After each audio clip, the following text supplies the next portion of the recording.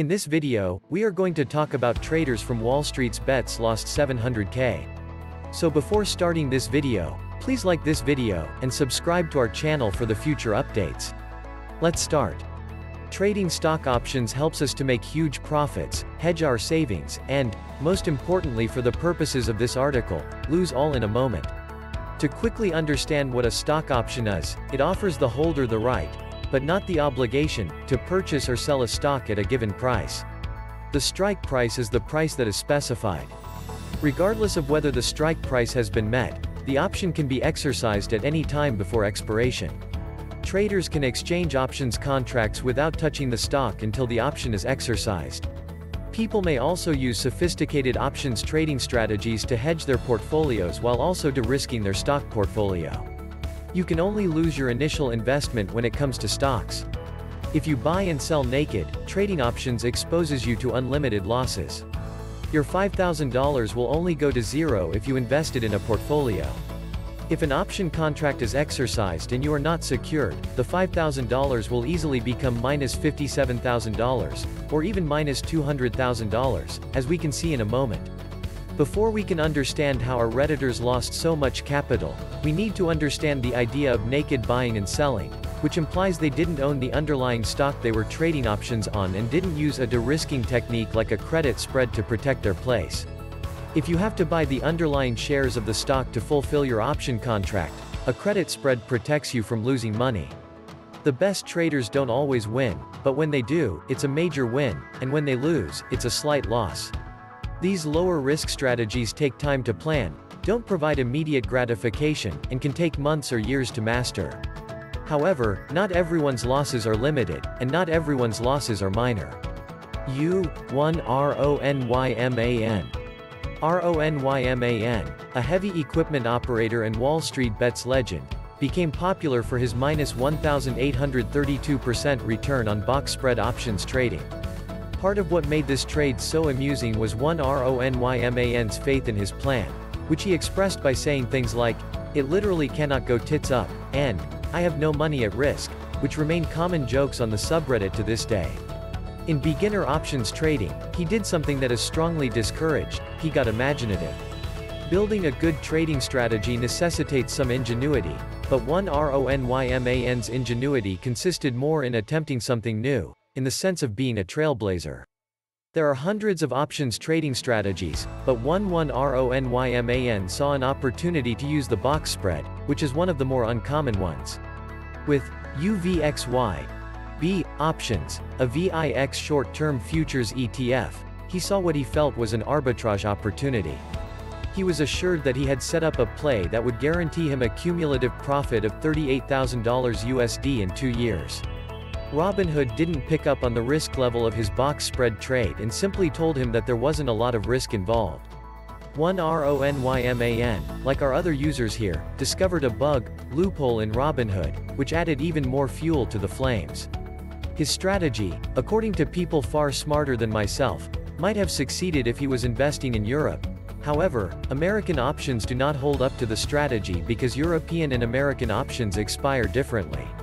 One RONYMAN's trade was only risk-free if the options were not exercised, which they were, and one RONYMAN was stuck with the bill. To add to the importance of the story, after the debacle, Robinhood banned box spreads and emailed its entire client base about the policy change, which was a direct result of what happened with one RONYMAN. Despite the fact that one RONYMAN did his homework, apparently, and used options calculators that don't take incidents like this into account. He thought he was guarded on all sides, but he made a blatant mistake that cost him $57,000 USD, despite the fact that he had only invested $5,000 in the first place. He would have lost $200,000 USD if Robinhood hadn't interfered in the trade. Since the maximum loss was $200,000, Robinhood should not have allowed the trade to take place in the first place because one RONYMAN only had $5,000 in his account. The $57,000 from the box spread disaster is widely assumed to have been eaten by Robinhood. One RONYMAN changed the face of options trading in the real world with his crazy faith and trading tactics, and he will be remembered on the sub for it forever. Anal Farmer 2. The king of YOLO bets is, Farmer 2. This bizarre yet true story of higher highs and lower lows is founded on personal experience. It all starts with the mystery of how Farmer 2, a 19-year-old Redditor, got access to a $100,000 USD trading account, which he described as online biz and margin. His first win was a $110,000 USD bet on Align Technologies, ALGN. Calls 2 days before expiration, a trade with a very high risk. Fortunately for Farmer 2, the company declared a share buyback, and stock skyrocketed the next day, netting him $180,000 USD. At the age of 19, he now had a $343,000 USD trading account. Our guy then dropped $170,000 on SPY puts 1 day before expiration, and got insanely lucky when the market tanked after Trump's tweet about the Chinese trade embargo, putting his puts in the money. His trading account had increased by another $277,000 USD, bringing it to $646,000 USD. He was very fortunate twice. Most people, I believe, will take their winnings and go home, or at the very least keep 70 to 80% of the benefit. Most of us will never be in this role because these trades require a certain kind of person, and Farmer 2 is that person. So, did he come to a halt? Did he look at his $600,000 plus bank account and know he could be set for a while? Obviously not. The next day, he placed another large bet, purchasing $600,000 USD in SPY calls that were $2 out of the money and expiring the next day. Farmer 2 lost $500,000 when he sold his spot. There was hope though. He made up for the loss with cash in his account, maybe from other trades, or, of course, from online biz. Anyway, he only had $200,000 in his bank account, however. He made a few more unidentified trades and was now down to $41,000 USD. He wanted to YOLO it once again. In the years between 2018 and 2019, a lot of people lost money in the Canadian cannabis industry, and our man Farmer 2 was about to join them. He purchased $40,000 of out-of-the-money canopy, CGC, and calls 3 days later, expecting earnings the following week. This was a more prudent trade than his previous out-of-the-money movements the next day. He had an entire week before expiration. Just think of the possibilities. Perhaps he'd resume his ascent of Mount Everest, aiming for $646,000 and beyond, perhaps even $1 million. With all that optimism, Farmer 2 placed the trade order and purchased the stock.